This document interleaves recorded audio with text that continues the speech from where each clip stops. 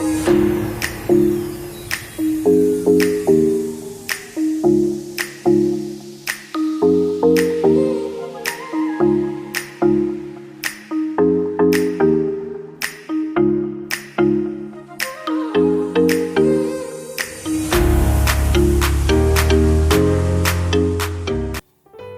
Sobat IM, dalam kesempatan ini saya mau berbagi tentang sebuah topik badai yang membangkitkan iman.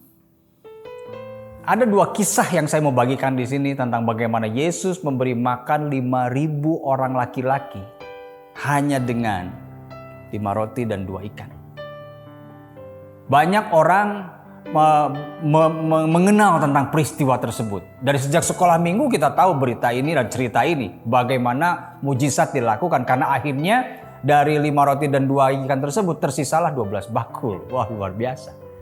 Tapi yang menariknya di dalam Markus pasal ke-6 ini mengisahkan tentang bagaimana Yesus memberi makan 5.000 orang tersebut.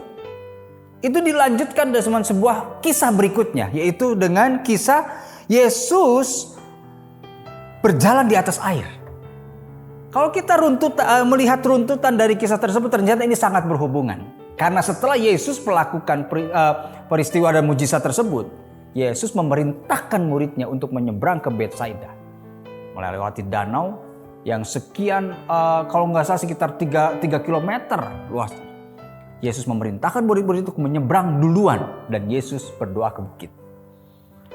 Dan kira-kira jam 3 pagi saat itu terjadilah sebuah badai yang luar biasa. Badai yang luar biasa di mana akhirnya angin sakal itu menggoncangkan perahu murid-muridnya dan murid-muridnya mulai kegelisahan tentang bagaimana akhirnya nasib hidup mereka. Apakah mereka mati di sana? Tapi yang luar biasa apa? Di tengah-tengah badai itu terjadi, Yesus datang menghampiri murid-muridnya dengan berjalan di atas air. Dan ini kuncinya. Di saat Yesus datang menghampiri murid-muridnya, apa yang terjadi? Murid-muridnya melihat Yesus itu hantu. Kebayang gak sih? Ini sehari-hari sudah sama Yesus, baru saja melakukan mujizat yang spektakuler, ketika Yesus berjalan di atas air disangka hantu. Sedemikiankah parahnya pengenalan mereka terhadap keberadaan Yesus?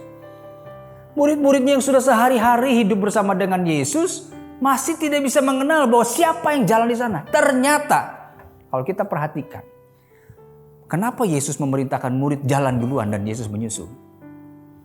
Kalau dilihat dari Markus 6 bagian terakhir, ayat yang 52 di situ dikatakan, sebab katanya, sesudah peristiwa roti itu, mereka belum juga mengerti dan hati mereka tetap degil. Siapa mereka itu? Murid-muridnya.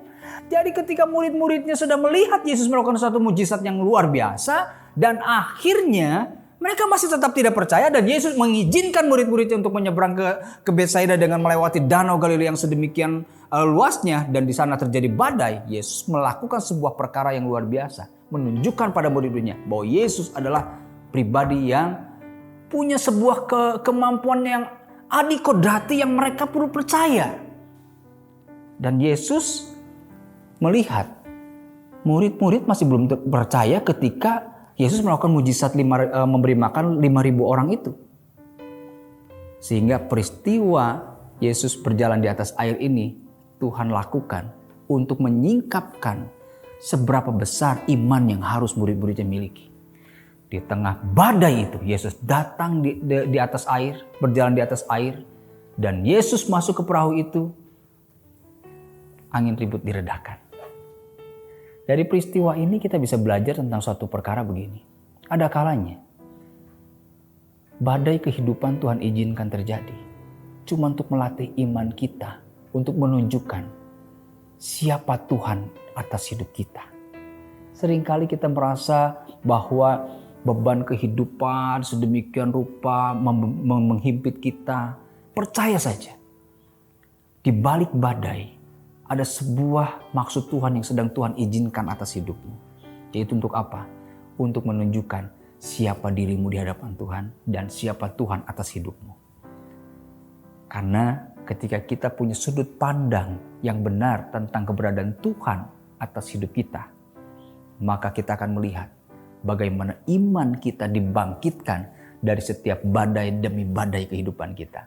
Karena kita tahu bahwa Tuhan sanggup melakukan segala perkara yang menurut kita mustahil bisa terjadi. Untuk itu, selalu lihat perkara yang terjadi, badai yang menghimpit kita dari kacamata Tuhan. Setiap kita bisa melampauinya, kita akan melihat bagaimana iman kita diangkat Tuhan untuk masuk pada level yang jauh lebih tinggi. Mari, Sobat IM, lihat perkara-perkara yang sedang kau alami, masalah-masalah yang sedang kau alami, badai-badai yang sedang Tuhan izinkan terjadi dari sudut pandang Tuhan. Karena Tuhan sebenarnya mau membangkitkan imanmu melalui badai kehidupan yang sedang kau alami. Tuhan memberkati.